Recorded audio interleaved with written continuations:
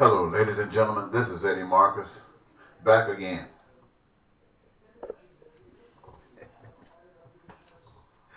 Look at here, my friends, my sisters, and my brothers. Let me talk with you just for a few minutes, if I may.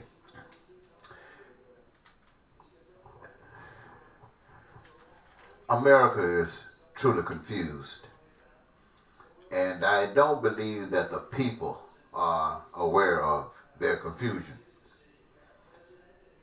But it is, and somewhat a little dangerous, to be confused like this and not know that you're confused, and you have confusion in the leadership.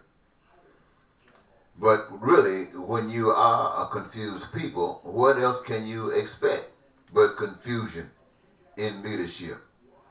Every now and then, you might be blessed to be able to get a truly functional, operative individual with a clear head in leadership, and it's by accident when you are a confused people. It's like going somewhere looking for some eyeglasses because you can't see too good. Maybe you need some readers, and every pair you purchase seems to be okay when you get them, and then you get home and start using them, and you find a problem with them. They're just not what you thought. And then maybe you'll go to the Goodwill and you look at something and say, let me try these. These have been used. And you pick them up, and all of a sudden it seems as if you got something perfect. Well, I'm saying this because I have indicated to you, the American people, that the President of the United States, everybody says how confused he is, even those who scream at the excitement of words that have really no meaning. But it all indicates that the nation is a confused people. Now, I have indicated through my efforts of trying to be President of the United States that there is some bright light ahead, and there's some good times ahead if you, the people of America, could wake up and change your minds. And, well, that message hasn't gotten over pretty clear, and so we find ourselves still waiting for the moment in time for something so fantastic to occur. And I haven't given up hope. I say to the American people, though, that there is one thing that separates all of this mess, and that's righteousness. Now, I know all of the American people, at least 3/4 of them, are connected with some church, some religious order, and they've been trained to believe that they are righteous. And so, having accepted and reflected that righteousness through the activities, especially of the past election, it indicates that you have no idea what righteousness is, which also indicates that whoever has been teaching you about righteousness is as confused as you. Now, when I speak to you of righteousness, I'm talking about that which is good, that which is wonderful for every individual without hurting another individual. Now, even righteousness will hurt some, not righteousness itself. It's because unrighteousness finds its comfort and its peace and its happiness in unrighteousness. So righteousness will cause unrighteousness a lot of pain. But one thing about unrighteousness, or one thing about righteousness, is every benefit that righteousness delivers to the people that accepts righteousness decisions and operation. Those same benefits are available to those who love unrighteousness. The thing about unrighteousness is they want to have their way and everybody else be damned. So the times when I sought after the office of President of the United States, I spoke about righteousness and no one was interested. As we can see through the election, presidential election of 2016, people voted for Miss Clinton or Trump, Republican and Democrat. while the whole nation was saying that both of these individuals were unrighteous. But even the righteous so-called people went and voted for these individuals, voted for what was considered as a lesser of two evils. Right now, the main power in the White House has fundamental righteousness, evangelical righteousness, supporting everything that he does. And here again is the voice of the people. And so I recognize a major confusion. Now, you've heard me say recently that I really, at my age, I don't want to be president of the United States. I have no experience as an administrator except a spokesman for the power of love. And I really have never held any major organization position. And I know that, you know, this is what we are recognizing with the current president. He has no experience. And he does not want to admit that he needs it. So when I look at the situation and I cry out because of what I'm hearing from those who are seeking to be your representative, your voice, as far as leadership of this country is concerned, my spirit cries out because I don't hear righteousness. I hear people talking status quo. I hear people talking about being a little bit better than the one that's in there now. And I even hear people talking about let the concern be just to beat him. Just to beat him. Not even concerned about what you're going to get. Just beat him. Well, that caused me to cry out in my spirit, because I still believe that every individual in America and on earth wants a wonderful life. I do believe that they want, every last one of them, you want your dreams to come true. And I believe that would involve peace and prosperity and freedom, joy of life. I believe that. I believe that every last one of you would love to have a career of your own choosing.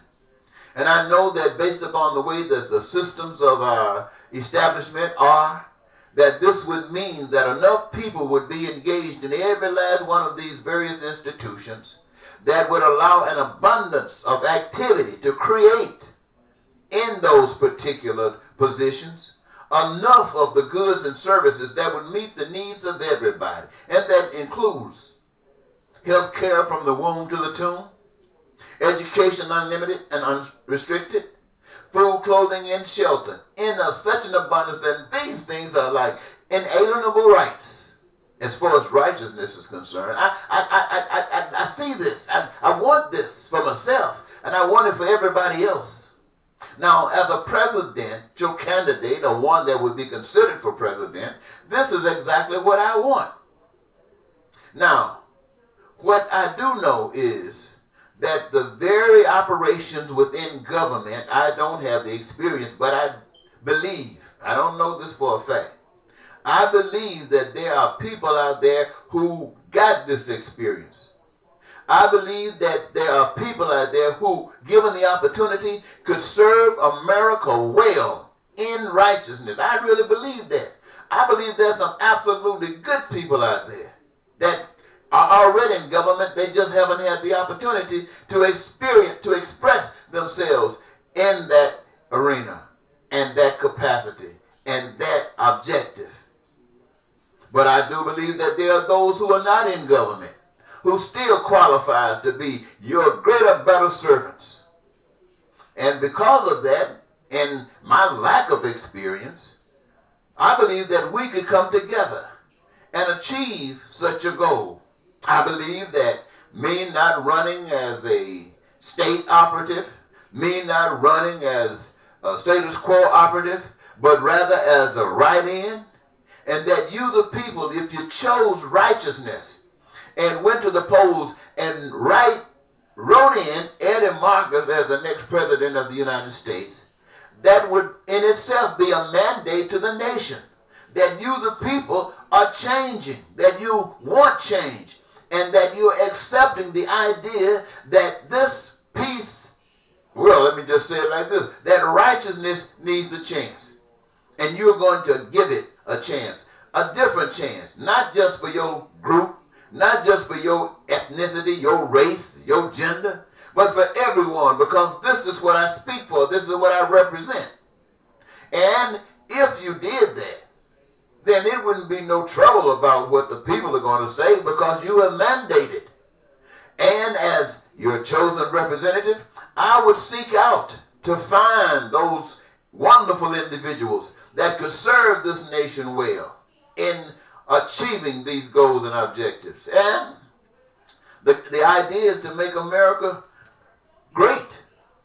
Make America great. But I'm not foolish enough to think that making America great is the only thing that life is about. I recognize that South America, Central America, Asia, I recognize that the 7 continents on earth where people live, that they want the same identical things.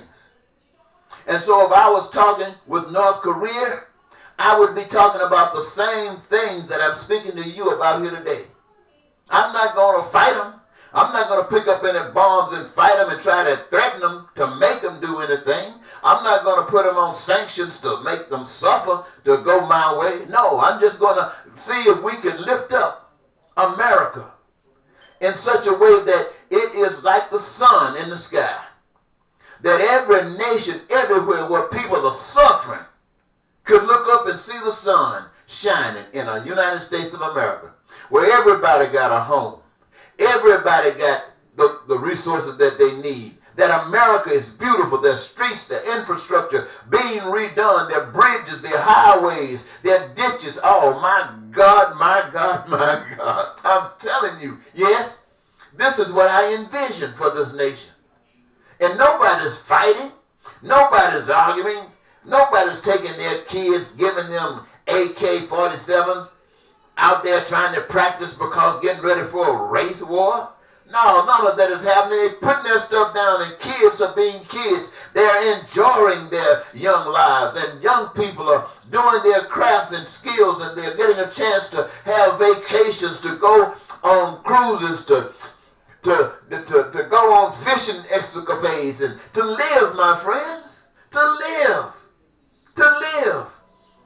The entertainers are doing their things. The bands are playing. The songs are being sung.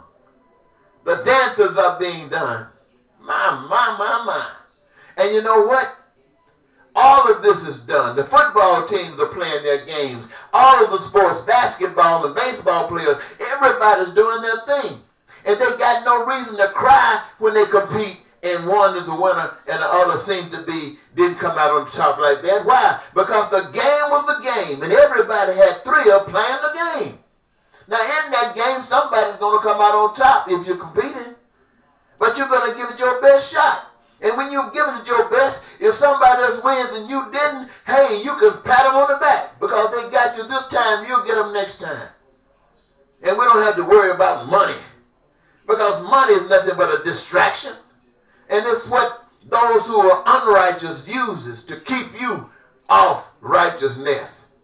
Yes, my friends, when I talk to Putin, and I would talk to Putin, but I would talk to Putin the same way I'm talking to you.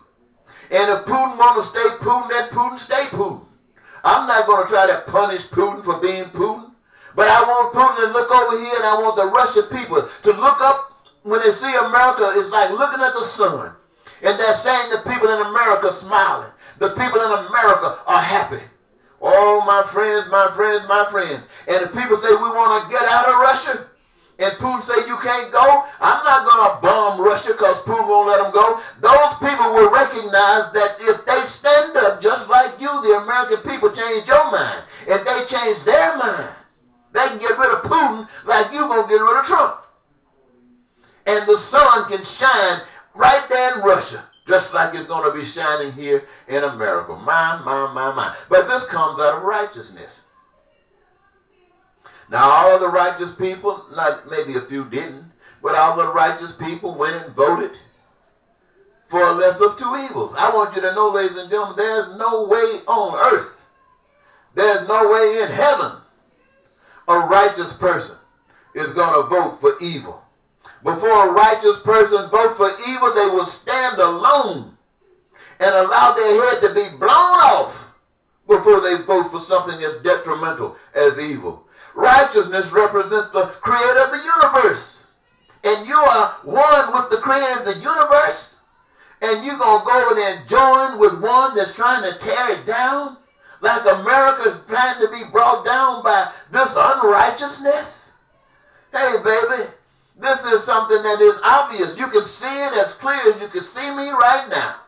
This nation is as unrighteous as it can possibly be, and all of the churches are going along with it. Now, this is not to slap the churches, but it's to wake the churches up.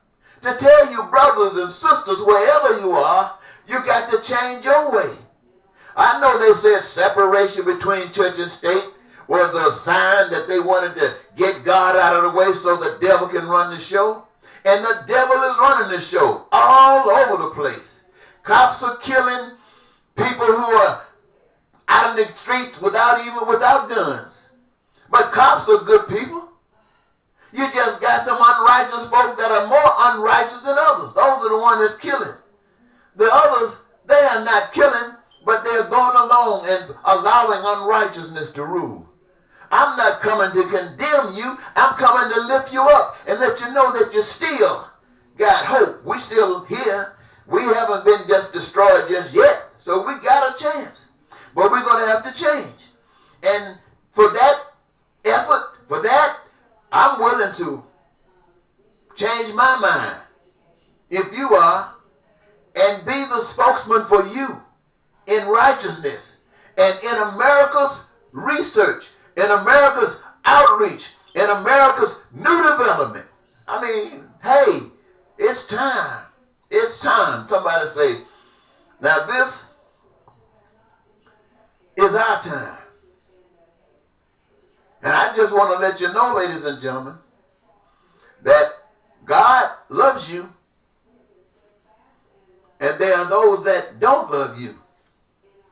But because God loves you, everything that God has promised you, and even more of a side that you don't know about, God has for you. But you got to be righteous to really receive peace. You got to be righteous to receive joy in your life. You got to be righteous to be free. You got to be righteous to receive joyousness. That's your Father giving to you all of those wonderful things. And I want you to know it's not just for you or you or you. It's for everybody. Now you say, well, what if you are righteous and others are not righteous? What happens then? I say, if you are righteous enough to have the power of righteousness behind you, that means you got God behind you. And if you do what you're supposed to do in righteousness, all of the things that I just articulated to you will become real. Why? Because you are the instruments that would allow this to happen. When you send me to represent righteousness for you, and we get righteous people whose goal it is to make sure that your goal is met, which is one with the rest of us. One for all and all for one, except those who are unrighteous. But whatever we have in righteousness, they will have. We won't be trying to keep people away because they do drugs. I got an alternative for drugs. What is that? Give people the opportunity to be who and what they are. That's a drug. I mean, that's a drug that gives you a high. I mean, a real high. Being free to be you. I need you to be you. Boy, I don't want you to be like me. I don't want you to be like Sally and like Sue, unless you are Sally and Sue. I want you to be you. That's why you were made to be that. You. So that's your high. And out of that high, you begin like the moon, shining. And before you know it, those waters get so big you cannot be hid. And anybody talking about bums,